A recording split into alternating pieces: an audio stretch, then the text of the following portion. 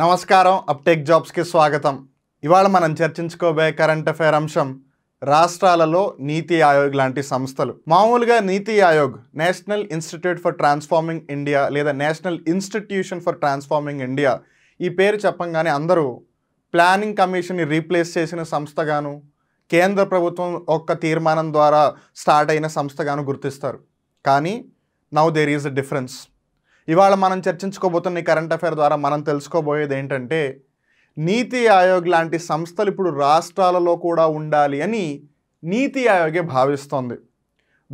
ఎందుకు అలా చేయాల్సి వస్తోంది, అలా చేస్తే భారతదేశానికి లాభమా నష్టమా, ఈ విషయాలన్నీ కూడా మనం ఈ వీడియోలో తెలుసుకుందాం. ఇంతకీ అసలు ఈ అంశం వార్తల్లోకి ఎందుకు వచ్చింది? Why are we discussing about NITI Aayog లేదా నీతి ఆయోగ్ లాంటి సంస్థలు రాష్ట్రాలలో కూడా ఉండాలి అనే అంశం గురించి ఎందుకు చర్చించుకుంటున్నాము అంటే, national institution for transforming India లేదు కొన్నిసార్లు national institute for transforming India అని పిలుస్తుంటారు. ఈ నీతి ఆయోగ్ 2047 నాటికి అభివృద్ధి చెందిన దేశంగా ఎదగాలనే దృక్పథాన్ని ఎంచుకుంది. అంటే మనం ఎప్పుడు భారతదేశం గురించి చెప్పినా సరే డెవలపింగ్ కంట్రీ అంటూనే ఉంటాం, లేదు ఎమర్జింగ్ ఎకానమీ అంటూనే ఉంటాం. కానీ ఇండియా డెవలప్డ్ కంట్రీ అవ్వదా? అమెరికా, యూకే, కెనడా, ఫ్రాన్స్ ఇలాంటి దేశాల సరసన నిలవదా? The time has come. ఇంకొన్ని సంవత్సరాలు మనం కష్టపడితే చాలు, మనం కూడా డెవలప్డ్ కంట్రీ అవుతాం. అందుకు గాను 2047 సంవత్సరం కల్లా భారతదేశం కూడా ఒక డెవలప్డ్ కంట్రీ అవ్వాలని ఒక గోల్ మన నీతి ఆయోగ్ పెట్టుకుంది. అందుకోసం వేగవంతమైన మరియు సమ్మిళిత ఆర్థిక వృద్ధి కోసం వారి ప్రణాళికా బోర్డులను భర్తీ చేస్తూ ఇలాంటి సంస్థలను ఏర్పాటు చేయడానికి ప్రతి రాష్ట్రానికి సహాయం చేస్తుంది. ఇక్కడ మీరు జాగ్రత్తగా గమనించాల్సింది ఏంటంటే, ఒకప్పుడు ప్లానింగ్ కమిషన్ అని ఒక సంస్థ ఉండేది. ప్లానింగ్ కమిషన్ అనేది ఒక నాన్ కాన్స్టిట్యూషనల్ బాడీ. ఈ ప్లానింగ్ కమిషన్ ప్రతి 5 సంవత్సరాలకి గాను పంచవర్ష ప్రణాళికలు 5 year ప్లాన్స్ని రూపొందించేది. అలా కేంద్రం మొత్తానికి ఒక ప్లానింగ్ కమిషన్ ఉంటే రాష్ట్రాలకి కూడా ఒక ప్లానింగ్ కమిషన్ ఉండేది. సో ఈ రెండు ప్యారలల్గా పనిచేసాయి. కానీ 2015వ సంవత్సరంలో బీజేపీ ప్రభుత్వం వచ్చిన తర్వాత ఈ ప్లానింగ్ కమిషన్ని ఇంకో సంస్థ భర్తీ చేసింది, అంటే రీప్లేస్ చేసేసింది. ఆ రీప్లేస్ చేసిన సంస్థే ఈ నీతి ఆయోగ్. మరి ఇప్పుడు రాష్ట్రాల్లో ప్లానింగ్ కమిషన్ ఉండాలి కదా, మరి ప్లానింగ్ కమిషన్ సెంట్రల్లో ఉంటే దానికి ప్యారలల్గా పనిచేసేది. మరి ఇప్పుడు రాష్ట్రాలకి అంతగా స్కోప్ లేకుండా పోయింది. అందుకని సెంటర్ లెవెల్లో ఎలాగో నీతి ఆయోగ్ ఉంది కాబట్టి అలాంటి సంస్థల్ని రాష్ట్రాల్లో కూడా పెడితే అప్పుడు 2 స్థాయిలలో ఉన్న నీతి ఆయోగులు కలిసికట్టుగా పనిచేసి భారతదేశాన్ని తొందరగా 2047 సంవత్సరానికల్లా ఒక డెవలప్డ్ కంట్రీగా తీర్చిదిద్దాలనే ఆలోచనతోనే ఈ అడుగు వేసింది. ఇప్పుడు ఇంకో ముఖ్యమైన సందేహం వస్తుంది, నీతి ఆయోగ్ లాంటి సంస్థలు రాష్ట్రాలలో ఇంట్రడ్యూస్ చేయాలి, అందుకే మనం ఈ కరెంట్ అఫైర్ని డిస్కస్ చేసుకుంటున్న సంగతి అయితే మనకు అర్థమైపోయింది.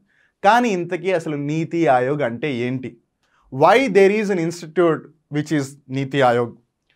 నీతి ఆయోగ్ అనేది భారత ప్రభుత్వం యొక్క apex public policy think tank. అంటే ప్రభుత్వానికి సంబంధించి కొన్ని పాలసీస్ ఉంటాయి, ఈ కార్యక్రమాన్ని ఏ విధంగా చేపట్టాలి, లేదు వాళ్ళ యొక్క ఐడియాలజీస్కి అనుగుణంగా ఎలాంటి స్కీమ్స్ని తీసుకురావాలి, ఇవన్నీ కూడా ఎవరు ఆలోచిస్తున్నారు అని అంటే నీతి ఆయోగ్ ఆలోచిస్తుంది. నీతి ఆయోగ్ ఆలోచించి కేంద్ర ప్రభుత్వానికి సలహాలు ఇస్తుంది.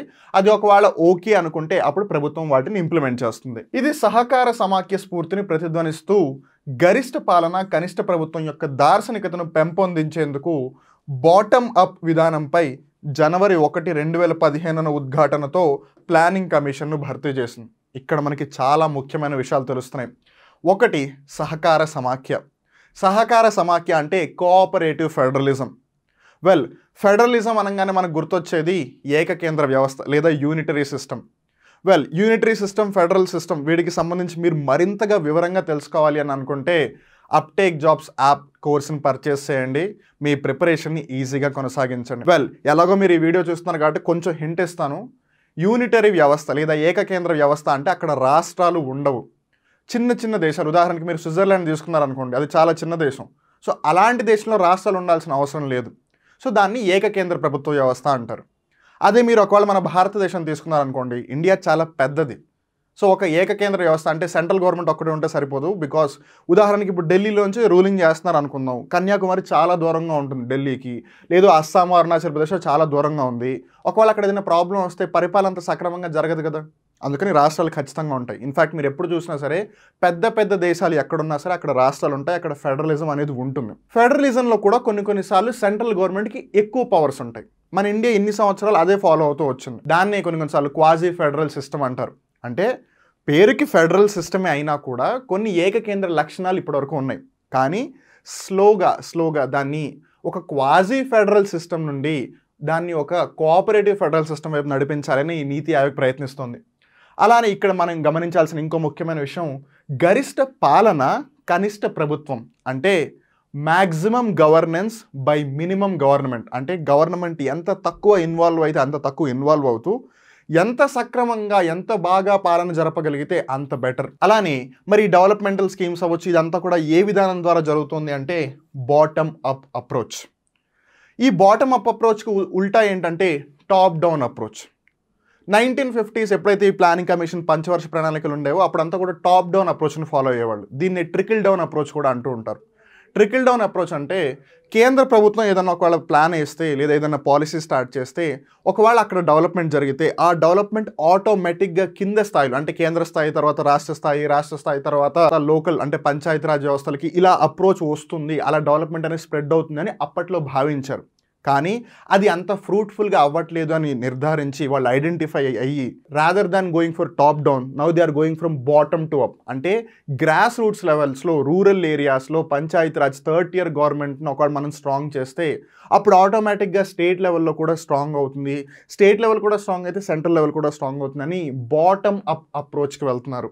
అలానే నీతి ఆయోగ్ ప్లానింగ్ కమిషన్ ఎప్పుడు రీప్లేస్ చేసింది అంటే జనవరి 1, 2015వ సంవత్సరమున.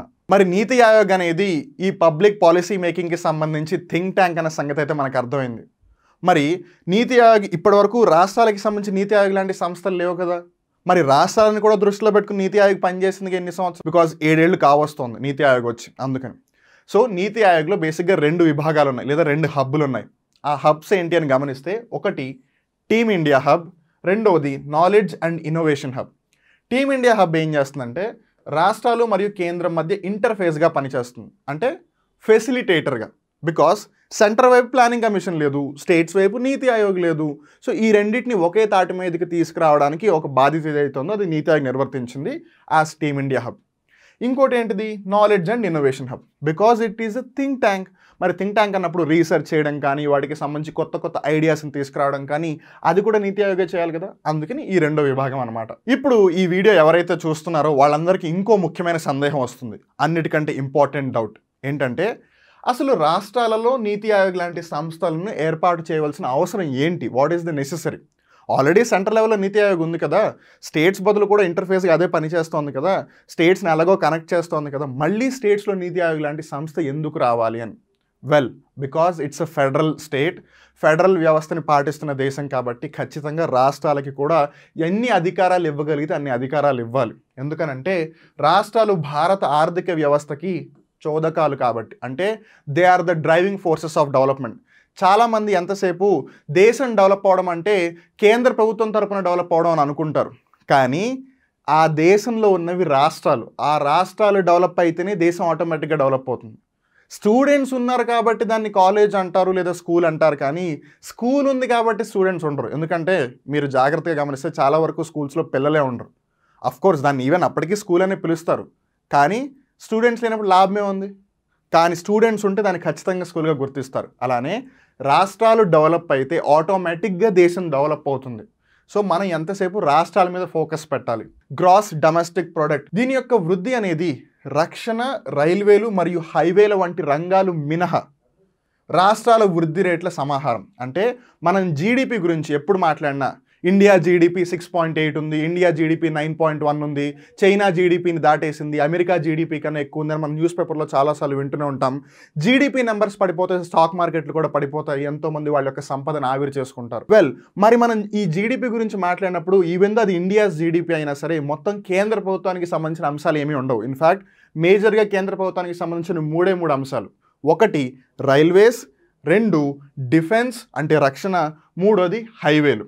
ఈ 3 పక్కన పెట్టేస్తే మిగతావన్నీ రాష్ట్రాలకి సంబంధించినవే. ఆ అంశాల యొక్క సమాహారమే ఈ జీడిపి. అలానే ఆరోగ్యం, హెల్త్, విద్య, ఎడ్యుకేషన్, అలానే నైపుణ్యం అంటే స్కిల్స్, వీటిని ప్రధానంగా రాష్ట్ర ప్రభుత్వం వద్దే ఉన్నాయి. దేశం డెవలప్ అవ్వాలి అంటే ముందు అందరూ ఆరోగ్యంగా ఉండాలి, health is important. And second, అందరికీ ఫార్మల్ ఎడ్యుకేషన్ అనేది ఖచ్చితంగా దక్కాలి. విద్య. మూడవది అందరికీ స్కిల్స్ కూడా ఉండాలి, బికాస్ ఎడ్యుకేషన్ ఒక్కటే సరిపోదు, ఎస్పెషల్లీ 21st సెంచరీలో. మరి ఇలాంటి ముఖ్యమైన అంశాలని స్టేట్స్ దగ్గర ఉన్నప్పుడు వాళ్ళని కూడా డ్రైవర్ సీట్లో కూర్చోబెట్టాలి కదా. అందుకనే నీతి ఆయోగ్ లాంటి సంస్థలు రాష్ట్రాల్లో కూడా ఉండాలి అని ఈ ఆలోచన. అలానే కేవలం ఈ ఒక్క రీజనే కాకుండా వ్యాపారాన్ని సులభతరం చేయడం, అంటే ఈజ్ ఆఫ్ డూయింగ్ బిజినెస్. మీరు ఒకవేళ బిజినెస్ చేయాలనుకోండి, మీరు ఆ పర్మిషన్ తీసుకోవాలి, ఈ పర్మిషన్ తీసుకోవాలి, మీరు నాకు ఇంత చెల్లించాలి, మీరు బల్ల కింద నుంచి ఇంత నాకు ఇవ్వాలి, ఇలాంటి రోజులు పోయాయి. మీరు బిజినెస్ చేయాలి అని అంటే మీరు ఎంత తొందరగా బిజినెస్ స్టార్ట్ చేయగలరు, ఎంత తొందరగా మీ బిజినెస్ని ఎక్స్పాండ్ చేయగలరు అనే దాని అంశాలపైన ఎక్కువగా ఆధారపడి ఉంటుంది. ఎందుకంటే బిజినెస్కి పర్మిషన్ తొందరగా ఇస్తే, వాళ్ళు బిజినెస్ని తొందరగా స్టార్ట్ చేస్తే ఎంప్లాయ్మెంట్ ఆపర్చునిటీస్ కూడా పెరుగుతాయి, అది దేశం యొక్క ఆర్థిక అభివృద్ధికి కూడా ఎంతో తోడ్పడుతుంది. అందుకు గాను ఈజ్ ఆఫ్ డూయింగ్ బిజినెస్ అనేది చాలా చాలా ఇంపార్టెంట్. అలానే భూ సంస్కరణలు, ల్యాండ్ రిఫార్మ్స్, మౌలిక సదుపాయాల అభివృద్ధి అంటే బేసిక్ ఇన్ఫ్రాస్ట్రక్చర్, రుణ ప్రవాహాలు అంటే ఫ్లో ఆఫ్ మనీ, అలానే పట్టణీకరణ అర్బనైజేషన్, వీటన్నిటిని మెరుగుపరచడంలో రాష్ట్ర ప్రభుత్వాల పాత్ర చాలా కీలకం. బికాజ్ గుర్తుంది కదా, రాష్ట్రాలు డెవలప్ అయితే ఆటోమేటిక్గా దేశం డెవలప్ అవుతుంది, అయి తీరాలి, there is no other way. ఇవన్నీ స్థిరమైన ఆర్థిక వృద్ధికి కీలకమైనవి. అంటే సస్టైనబుల్ డెవలప్మెంట్ జరగాలి అని అంటే దీస్ ఆర్ వెరీ క్రూషియల్. మరి ఇవన్నీ రాష్ట్రాలకి సంబంధించినవి కాబట్టి రాష్ట్రాలను అసలు మనం పార్టిసిపేట్ అయ్యే అవకాశం ఇవ్వకపోతే ఇంకా లాభమే ఉంది. అండ్ లేట్గా అయినా సరే, 7 సంవత్సరాల తర్వాత అయినా సరే, కేంద్ర ప్రభుత్వానికి సమాంతరంగా థింక్ ట్యాంక్గా ఉంటూ నీతి ఆయోగ్ ఆల్రెడీ స్టేట్స్కి ఫెసిలిటేటర్గా ఉంటూ కూడా ఇప్పుడు మళ్ళీ స్టేట్స్లో కూడా నీతి ఆయోగ్ లాంటి సంస్థలు ఎందుకు ఉండాలని నీతి ఆయోగ్ భావిస్తోంది అని అంటే, చాలా రాష్ట్రాలు తమ ప్లానింగ్ డిపార్ట్మెంట్లు అవ్వచ్చు లేదా బోర్డులు అవ్వచ్చు, వాటిని పునరుజ్జీవింపచేసేందుకు ఇప్పటివరకు పెద్దగా ఏమీ కృషి చేయలేదు. They are not trying to rejuvenate, they are not trying to grow further. ఎందుకంటే ప్లానింగ్ కమిషన్ ఉన్నది తీస్తారు, సో సెంట్రల్ ప్లానింగ్ కమిషన్కి ప్యారల్గా చేయడానికి వాళ్ళకి ఏం లేదు. ఎలాగో నీతి ఆయోగ్ ఫెసిలిటేట్ చేస్తుంది కదా, సో మనం ఎందుకు ట్రై చేయాలని వాళ్ళు అసలు కృషి చేయట్లేదు. ఇది అంతకుముందు ప్రణాళికా సంఘంతో వ్యవహరించిన ఆ సంగతి మనకి తెలిసిందే. కేంద్రంతో సమాంతర రాష్ట్ర పంచవర్ష ప్రణాళికను సిద్ధం చేసేది ప్యారల్గా మనం ఆల్రెడీ తెలుసుకున్నాం. ప్రతి 5 సంవత్సరాలకి 5 ఇయర్ ప్లాన్ లేదా పంచవర్ష ప్రణాళిక అని కేంద్ర ప్రభుత్వం ఏమో నేషనల్ లెవెల్లో చేస్తే, రాష్ట్ర ప్రభుత్వాలు ఏ రాష్ట్రానికి ఆ రాష్ట్రానికి స్టేట్ 5 ఇయర్ ప్లాన్స్ చేసేవి. బట్ ఇప్పుడు అది లేదు కదా. భారీ మానవ శక్తితో చాలా రాష్ట్రాల ప్రణాళిక విభాగాలు దాదాపు పనికి రాకుండా పోయాయి. చాలా మ్యాన్ పవర్ ఉంది. ఎందుకంటే ఒకప్పుడు ప్లానింగ్ కమిషన్లో వాళ్ళందరూ భాగస్వామ్యులే కదా. మరి అప్పుడు వాళ్ళందరూ ఎవరైతే ఆలోచించారో ఇప్పుడు వాళ్ళకి అసలు పని చేయడానికి లేకుండా పోయింది. సో మ్యాన్ పవర్ ఉంది, కానీ వాళ్ళు దేనికి ఉపయోగపడకుండా అయిపోతున్నారు.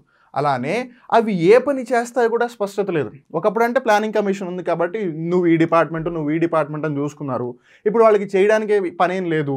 సో సింపుల్గా వాళ్ళకి జీతాలు వెళ్తున్నాయి తప్పితే వాళ్ళు ఏం చేస్తున్నారు, ఎందుకోసం ఉన్నారు అనేది కూడా ఒక క్లారిటీ లేదు. సో ఈ ప్రాబ్లమ్స్ అన్ని ఏవైతే ఉన్నాయో, స్టేట్స్ని ఈ విధంగా అయితే డెవలప్ చేయాలన్న ప్లాన్ ఏదైతే ఉందో, కోఆపరేటివ్ ఫెడరలిజంని ప్రమోట్ చేయాలన్న అంశం ఏదైతే ఉందో, ఇలా అన్నిటినీ సమగ్రంగా తీసుకుంటూ హోలిస్టిక్గా, కాంప్రిహెన్సివ్గా రాష్ట్రాలు అభివృద్ధి అయితేనే దేశాలు ఖచ్చితంగా అభివృద్ధి అవుతాయనే సిద్ధాంతాన్ని నమ్మి నీతి ఆయోగ్ లాంటి సంస్థలు ఖచ్చితంగా రాష్ట్రాలలో కూడా ఉండాలి. అప్పుడే ఈ రాష్ట్రాలు అటు కేంద్ర ప్రభుత్వం రెండూ కలిపి దేశాన్ని 2047వ సంవత్సరం కల్లా ఒక డెవలప్డ్ కంట్రీగా చేయగలవు అని అవి భావిస్తున్నాయి. And that's why institutions like Niti Aayog should also be there in the states. ఇక్కడితో ఇవాళ కరెంట్ అఫైర్ ఎపిసోడ్ ముగుస్తుంది. గుర్తుపెట్టుకోండి, ఇది జస్ట్ కరెంట్ అఫైర్ మాత్రమే. ఇలా గ్రూప్ 1 కావచ్చు, గ్రూప్ 2 కావచ్చు, గ్రూప్ 3, గ్రూప్ 4 మీ ఏ కాంపిటేటివ్ ఎగ్జామ్కి ప్రిపేర్ అవుతున్నా సరే, వాటికి సంబంధించి జనరల్ స్టడీస్కి సంబంధించిన ఏవైతే సబ్జెక్ట్స్ ఉన్నాయో వాటికి సంబంధించిన అంశాలు మీకు డీటెయిల్గా తెలియాలి అని అనుకుంటే అప్టేక్ జాబ్స్ యాప్ని మీరు వెంటనే ఇన్స్టాల్ చేసుకోండి. మీకు కావాల్సిన కోర్సుని పర్చేస్ చేసి మీ ప్రిపరేషన్ని సాఫీగా కొనసాగించండి. లేట్ చేస్తే మీరే సఫర్ అవుతారు. So what are you waiting for? Download uptake jobs app, purchase the course right now. ధన్యవాదాలు. ఇలాంటి ఆసక్తికరమైన వీడియోలు మీరు మళ్ళీ చూడాలి అనుకుంటే మా అప్టేక్ జాబ్స్ యూట్యూబ్ ఛానల్ని సబ్స్క్రైబ్ చేసి ఆ బెల్ బటన్ని ప్రెస్ చేయండి. మీరు గ్రూప్ 1, గ్రూప్ 2, గ్రూప్ 4 లాంటి పరీక్షలకి సన్నద్ధం అవుతున్నారా? ఇలాంటి సబ్జెక్టులకి సంబంధించిన విషయాలు మీకు ఎక్కడా తెలియట్లేదా? అయితే మీకు 1 స్టాప్ సొల్యూషన్ మా అప్టేక్ జాబ్స్. ప్లే స్టోర్ నుండి యాప్ని డౌన్లోడ్ చేసి మొబైల్ ఫోన్స్లో ఇన్స్టాల్ చేసుకోండి. కొత్త విషయాల్ని డీటెయిల్గా తెలుసుకోండి.